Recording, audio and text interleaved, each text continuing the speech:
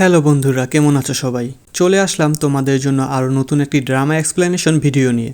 আজ আমরা এক্সপ্লেন করব সম্প্রতি মুক্তিপ্রাপ্ত সিরেন্স কিস সিরিজটির প্রথম এপিসোড। তাহলে চলো শুরু করা যাক আজকের ভিডিও।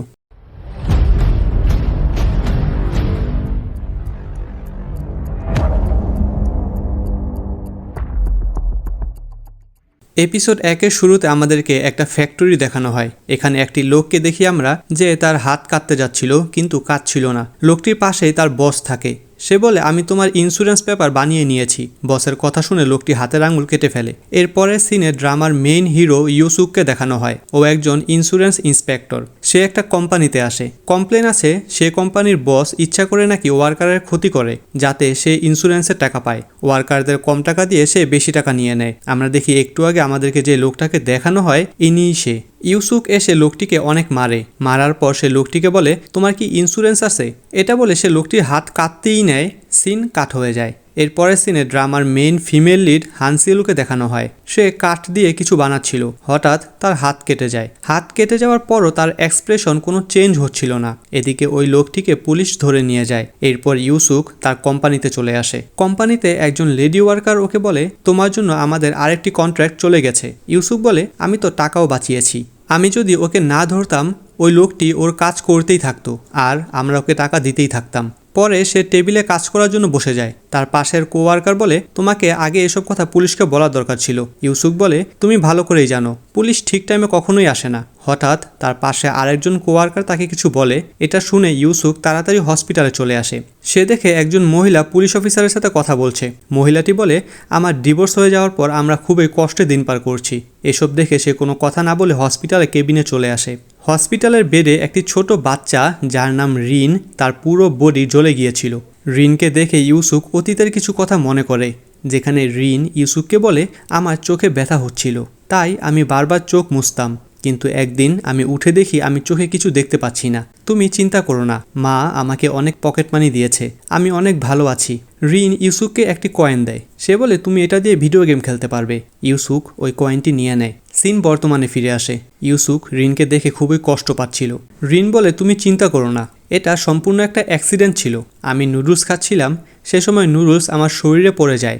এগুলো শুনে ইউসুক দ্রুত তার মায়ের কাছে যায়। সে দেখে তার মা গাড়ি কেনার জন্য বিজ্ঞাপন দেখছিল। ইউসুক তার মায়ের কাছে এসে বলে, আপনি ইন্স্যুরেন্সের জন্য কত টাকা পাচ্ছেন? ওর চোখের জন্য 5 মিলিয়ন আর ওর শরীর জ্বালার জন্য 7 মিলিয়ন ইউএন। আপনি এসব কিছু ইচ্ছে করে করেছেন তাই না, যাতে আপনি ইন্স্যুরেন্সের টাকা পান। এসব বলে সে খুবই রেগে যায়। সে তার মায়ের কাছে এসে বলে, এসব কাজের জন্য আমি আপনাকে জেলে ঢুকাবই। এর পরের সিনে একটা রয়্যাল অ্যাকশন কোম্পানি দেখানো হয়। সেখানে পেন্টিং এক্সিবিশন চলছিল। এক্সিবিশনে মিস কিম নামের একজন থাকে। মিস কিমের সাথে একজন লোক থাকে। সেই লোকটি একটি পেন্টিংয়ের খুব প্রশংসা করছিল। এদিকে হানসিলকে দেখি আমরা। হঠাৎ সে একটি চাকু নিয়ে ওই এক্সিবিশনে চলে আসে। এক্সিবিশনে এসে সে কিমের সামনে থাকা পেন্টিংটা নষ্ট করে দেয়। হানসিউল লোকটিকে বলে, এক্সিবিশন এখনও শুরু হয়নি, এক্সিবিশন শুরু হওয়ার আগে এই পেন্টিংটি যেন চলে যায়। হানসিউল সেখান থেকে চলে যেতে নেয়। কিম ওকে বাধা দিয়ে বলে, তুমি এটা কেন করলে? হানসিউল বলে, এই পেন্টিং নকল। আমরা যদি এটি এক্সিবিশনে দেখাতাম আর যদি এটা বিক্রি হয়ে যেত তাহলে আমাদের উপর কেস হতো, এটার জন্য তোমাকেও বিপদে পড়তে হতো। হানসিউল কিমকে বলে, তুমি এতদিন ধরে এই কাজ করছো, তুমি এখনো বুঝতেই পারো না কোনটি নকল আর কোনটি আসল। এদিকে ইউসুক একটি স্মৃতিঘরে আসে। সেখানে ইউসুকের সাথে একটি মেয়েকে দেখানো হয়। এগুলো দেখে ইউসুক অতীতের কিছু কথা মনে করে। একটি মেয়ে মারা গিয়েছিল আর ইউসুক খুবই কান্না করছিল। তার পাশেই জু ইয়নসু নামে একজন লোক ছিল। সে লুকিয়ে লুকিয়ে হাসছিল। আসলে যে লাশটি ছিল সেটা ইউসুকের বোন এবং ইয়নসু তার বোনের ফিয়ন্সে ছিল। এরপর ইউসুককে কোর্টে দেখানো হয়। তার বোন অ্যাক্সিডেন্টে মারা গিয়েছে এটা বলে কোর্ট রায় দিয়ে দেয় এবং ইয়নসুকে ছেড়ে দেয়। রায় শুনে ইউসুক তৎক্ষণাৎ ইয়নসুকে মারতে যায়। বর্তমানে ফিরে আসি আমরা। ইউসুক জগিং করছিল। সে জগিং করতে করতে এক জায়গায় চলে আসে। সে লুকিয়ে লুকিয়ে দুইজন কাপলকে দেখছিল। এরপর সে আবার অতীতে চলে যায়। ইউসুক তার বোনের মৃত্যুবার্ষিকী করছিল।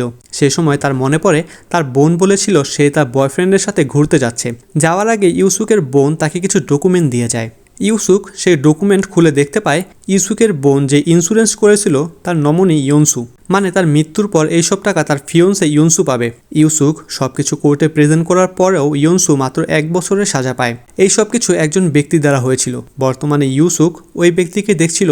সে বলে, আমি এইবার আর আগের ভুল করব না। এদিকে অনুষ্ঠানে হানসিউল পেন্টিংয়ে নিলাম করছিল।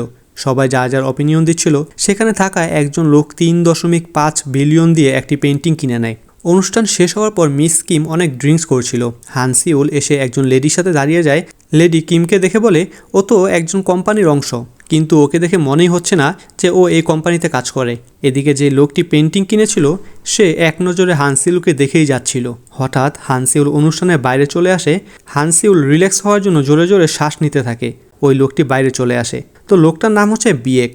লোকটি হানসিউলকে এসে বলে, তুমি ঠিক আছো? হানসিউল বলে, হ্যাঁ আমি একদম ঠিক আছি। বিয়েক বলে, আমি আগে অনলাইনে নিলামে অংশগ্রহণ করতাম, বর্তমানে আমার মনে হচ্ছে সামনাসামনি নিলামের মজাই আলাদা। হানসিউল বলে, আমি আপনাকে আগেও দেখেছি, আমি যাকে একবার দেখি তাকে কখনো ভুলি না। বিয়েক বলে, তুমি সত্যি সবার চেহারা মনে রাখো? এটা বলে সে তার চশমা খুলে ফেলে এবং হানসিউলের সাথে হ্যান্ডশেক করে। তারা দুইজন একে অপরকে দেখছিল। হঠাৎ কিম সেখানে চলে আসে। কিম এসে বিয়েকের পছন্দের প্রশংসা করতে থাকে। হানসিউল বলে, আপনারা দুজন কথা বলুন। এটা বলে সে চলে যায়। কিম বিয়েককে তার কার্ড দেয়।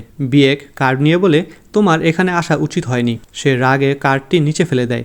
এদিকে হানসিউল ভ্যানিটিতে চলে আসে। সে কিছু ট্যাবলেট নিচ্ছিল। সে সময় কিম সেখানে চলে আসে। হানসিউল বলে, আমরা এখনও অফিসে আছি, তোমার এখানে তো এত ড্রিঙ্ক করা উচিত হয়নি, তোমার ভিআইপিদের সামনে এভাবে যাওয়া ঠিক হয়নি, তোমার কেয়ারফুল থাকা উচিত ছিল। কিম বলে, তুমি রেগে যাওনি তো আমি তোমাদের মাঝে চলে গিয়েছি দেখে? কিম বলে, তোমার আসল চেহারা যদি সবার সামনে আসে তাহলে সবাই বুঝবে তুমি আসলে কি, আর এটাতে আমার খুব লাভ হবে, কারণ আমি তোমার জায়গা নিতে পারবো। সে বলে, তুমি তোমার বর্তমান টাইম এনজয় করো, কারণ আমি তোমাকে ছাড়বো না। ইউসুফকে দেখি আমরা। সে তার রুমে ছিল। সে সময় কিম তাকে ফোন করে বলে, আমি তোমার সাথে একটা ইন্স্যুরেন্সের ব্যাপারে কথা বলতে চাচ্ছি, আমি তোমার সাথে দেখা করতে চাই। কিম ফোন রাখলে ইউসুফ বের হয়ে যায়। সে বের হয়ে ড্রয়িং রুমে দেখতে পায় জুইয়ং ঘুমিয়ে আছে। তারপর সে ওকে নিয়ে বাইরে চলে আসে। তারা দুজন একটি বিল্ডিংয়ের সামনে চলে আসে। নির্ধারিত জায়গায় এসে ইউসুফ কিমকে কল করে। হঠাৎ তারা দেখতে পায় একটি মেয়ে উপর থেকে নিচে পড়ে গেছে। সে আর কেউ নয়, কিম। ইউসুফ কিমের ফোনটা দেখে বুঝতে পারে এই লেডি ওকে ফোন করছিল। এরপর কিমকে পোস্টমর্টমের জন্য নেওয়া হয়। ডাক্তার ইউসুফকে বলে, ও অনেক উপর থেকে নিচে পড়ায় ওর পুরো শরীরের হাড় ভেঙে গেছে এবং সে মারা গেছে। মৃত্যুর আগে ওর সাথে ধস্তাধস্তি হয়েছিল কারো। ওর গলায় একটা নিশানা পাওয়া গেছে। জু ইয়ং এসব কথা তার বস পিউসাংকে বলে। পিউসাং বলে, এই কেসে আমি আর তুমি একসাথে কাজ করব। তুমি জানো ইউসুক এখনও মনে করে আমি ওর বোনের হত্যাকারীকে ছেড়ে দিয়েছি। এরপর ইউসুক রিনের কাছে যায়। রিন পুলিশদের একই কথা বলে। সে পুলিশদেরও বলে তার উপর নুডলস পড়ে গিয়েছিল। ইউসুকের সাথে তার কলিগও ছিল। ইউসুক তার কলিগকে বলে, আমি প্রতিদিন ওর কাছে আসব যাতে ও বুঝতে পারে ওর সাথে কেউ আছে। সে তার কলিগকে কিমের কেসের ব্যাপারেও বলে। সে বলে, এটা যদি আত্মহত্যা হতো তাহলে ও আমাকে ফোন করে কেন রেখেছিল? ও নিশ্চয়ই কারোর ব্যাপারে আমাকে বলতে চাচ্ছিল। এর পরের সিনে কিমের মৃত্যুবার্ষিকীতে তার সব ওয়ার্কাররা একসাথে যাচ্ছিল। সেখানে একজন মহিলাকে দেখানো হয়। ওই মহিলাটি মৃত্যুর রাতে কিমের সাথে ছিল। ইউসুক তার পরিচয় বদলিয়ে কিমের কাজের জায়গায় চলে আসে। সে একটি রুমে ঢুকে যায়। রুমে ঢুকলে হঠাৎ চারপাশ অন্ধকার হয়ে যায়। এরপর হঠাৎই আবার লাইট জ্বলে ওঠে আর তার সামনে দিয়ে হানসিউল যাচ্ছিল। হানসিউল ইউসুককে দেখতে পায় না, তাই সে চলে যায়। এরপর ইউসুক বুঝতে পারে ওই জায়গা দিয়ে হাঁটলে লাইট জ্বলে ওঠে। এর পরের সিনে হানসিউল কোম্পানির প্রেসিডেন্টের কাছে আসে। প্রেসিডেন্ট বলে, এখানে চলছেটা কি? এরকম চলতে থাকলে আমার কোম্পানি বন্ধ হয়ে যাবে। তখন এই ম্যানেজার দৌড়ে রুমে চলে আসে। সে বলে, পুলিশ অফিসাররা জিজ্ঞাসাবাদের জন্য চলে এসেছে। হানসিউল বলে, পুলিশদের সাথে আমি কথা বলবো। পরে হানসিউল পুলিশের সাথে কথা বলতে চলে আসে। হানসিউল পুলিশের সাথে নর্মালি কথা বলে। সে বলে, কিম আমার আন্ডারে কাজ করতো। জুইয়ং বলে, তুমি কি ওই অকশন পার্টির মেম্বারের লিস্ট আমাকে দিতে পারবে? হানসিউল মানা করে দেয়। সে বলে, আপনাদের যদি আবার কথা বলতে হয় তাহলে অবশ্যই নেক্সট টাইম ওয়ারেন্ট নিয়ে আসবেন। জুইয়ং হানসিউলকে জিজ্ঞাসা করে, তুমি ওদিন কোথায় ছিলে? তোমার সাথে কিমের সম্পর্ক কি ছিল? হানসিউল কোনো উত্তর না দিয়ে কোনো রকমে বাইরে চলে আসে। সে ওয়াশরুমে ঢুকে যায়। সে এসব কথা মনে করে খুবই নার্ভাস হয়ে যাচ্ছিল। এদিকে ইউসুক ছাদে চলে আসে। যেখান থেকে কিম পড়ে গিয়েছিল ইউসুক সেই জায়গাটা ভালো করে চেক করছিল। ওয়াশরুমে হানসিউলের হাত কাঁপছিল। সে কোনো রকমের ট্যাবলেট খায়। জুইয়ং ও পিউসাং যেতে নেয়। সে সময় ইউসুক চলে আসে। সে তাদেরকে দেখে মজা করতে থাকে। সে বলে, পুলিশওয়ালারা শুধু ছোট ছোট কেস সলভ করে, তারা আর কিছুই করতে পারে না। এগুলো শুনে পিউসাং ইউসুকের কলার ধরে ফেলে। জুইয়ং কোনো রকম ওদেরকে ছাড়ায়। পরে তারা দুজনে চলে যায়। এরপরের সিনে ইউসুক জুইয়ংকে কল করে। জুইয়ং বলে, আমরা ইনভেস্টিগেট করে জানতে পেরেছি কিম অনেক আগে থেকে ডিপ্রেশনে ভুগছিল। সে এই জন্য ট্যাবলেটও নিত। হয়তো এটা একটা আত্মহত্যা। আমরা আজকে ওর সিনিয়রের সাথে কথা বলেছি, কিন্তু সিনিয়র আমাদের সাথে খুব রুডলি বিহেভ করেছে। এটা বলে সে হানসিউলের ছবি ইউসুককে পাঠায়। হানসিউলের ছবি দেখে ইউসুক তাকে চিনতে পারে, কারণ এই মেয়েকেই সে সকালে দেখেছিল। ইউসুক হানসিউলের ব্যাপারে সব ইনফরমেশন কালেক্ট করে পরের দিনে ইউসুক কিমের মৃত্যুবার্ষিকীতে আসে। আমরা সেখানে হানসিলকেও দেখি। হানসিউল তার ওয়ার্কারের সাথে বসেছিল, পাশেই ইউসুক বসেছিল। ওয়ার্কার কান্না করতে করতে বলতে থাকে, মিস কিম কখনোই আত্মহত্যা করতে পারে না, ওনার তো প্রমোশন হতে যাচ্ছিল। অনুষ্ঠান শেষ হলে হানসিউল যেতে নিলে ইউসুক তার পিছু করে। হানসিউল তার গাড়ির দরজা কোনো রকমে খুলতে পারছিল না। ইউসুক এসে হানসিউলকে হেল্প করে। হানসিউল যেতে যেতে বারবার ইউসুককে দেখছিল। অফিসে এসে ইউসুক হানসিউলের ব্যাপারে আরও ইনফরমেশন কালেক্ট করে। সে জানতে পারে হানসিউল কোনো ইন্স্যুরেন্স থেকে 700 মিলিয়ন ইউএন পাবে। এটা দেখে ইউসুক দ্রুত ওই নাম্বারে ফোন করে।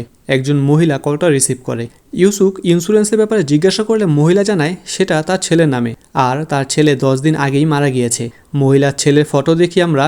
বাড়িতে এসে হানসিউল স্ক্রিনে কিছু ফটো দেখছিল। ফটোতে সে তার ফিয়ন্সের কাছে দাঁড়িয়েছিল, আর এটাই সেই ছেলেটি যে 10 দিন আগে মারা গিয়েছে। ইউসুক জুইয়ংয়ের কাছে আসে। সে হানসিউলের ব্যাপারে সব কিছু বলে। সে বলে কিম অনেক দ্রুত হানসিউলের জায়গা নিতে যাচ্ছিল, আর তুমি অবশ্যই খোঁজ করবে হানসিউলের ফিয়ন্সে কিভাবে মারা গিয়েছে। তো এরপর জু ইয়ং ইউসুককে ফোন করে জানায় হানসিউলের ফিয়ন্সে পানিতে পড়ে মারা গেছে। ইউসুক হানসিউলের সাথে দেখা করতে আসে। ইউসুক হানসিউলকে তার কার্ড দিয়ে বলে, আমি একজন লাইফ ইন্স্যুরেন্স ইন্সপেক্টর, আমি এখানে কিমের মৃত্যুর ইনভেস্টিগেট করতে এসেছি। হানসিউল বলে, তুমি পুলিশের মতো কেন কথা বলছো? আমি যা জানি তা আমি অলরেডি পুলিশ অফিসারদের বলে দিয়েছি। ইউসুক বলে, তুমি এটা কিন্তু বলোনি যে কয়েকদিন পরেই তোমার পজিশন কিম নিয়ে নিত। এইদিকে জুইয়ংয়ের কাছে একটি ফোন আসে। সেখানে তাকে বলা হয় মিস কিমকে মার্ডার করা হয়েছে, সে আত্মহত্যা করেনি। ইউসুক হানসিউলকে তার ফিয়ন্সের ব্যাপারে বলে। সে বলে, তোমার ফিয়ন্সের একটি ইন্স্যুরেন্স ছিল যেটা থেকে তুমি টাকা পেতে। তুমি হয়তো জানতে না, তোমার ফিয়ন্সের মৃত্যুর কয়েকদিন আগে সে ইন্স্যুরেন্স ক্যান্সেল করে দিয়েছিল। হানসিউল বলে, তুমি কি বলতে চাচ্ছ? আমি টাকার জন্য আমার ফিয়ন্সকে মেরে ফেলেছি? আর আরেকটা কথা, তোমরা কি মনে করছো মিস কিমের সাথে আমার ফিয়ন্সের মৃত্যুর কোনো সংযোগ আছে? ইউসুক হানসিউলের কাছে এসে বলে, আমি মানুষের গন্ধ শুকিয়ে বলতে পারি সে টাকার জন্য কি কি কাজ করতে পারে। এটা শুনেই হানসিউল ইসমাইল করে। কিছুটা রিভার্সে গিয়ে দেখানো হয় আসলে হানসিউলই কিমকে হত্যা করেছিল। আর এখানে শেষ হয় সিরিজটির প্রথম এপিসোড। খুব শীঘ্রই ফিরব সিরিজটির বাকি এপিসোড নিয়ে, যেখানে আমরা হানসিউলের আরও ভয়ঙ্কর রূপ দেখব। তাই সাবস্ক্রাইব করে অবশ্যই চ্যানেলের পাশে থাকো। দেখা হচ্ছে পরের ভিডিওতে। Till then, bye by.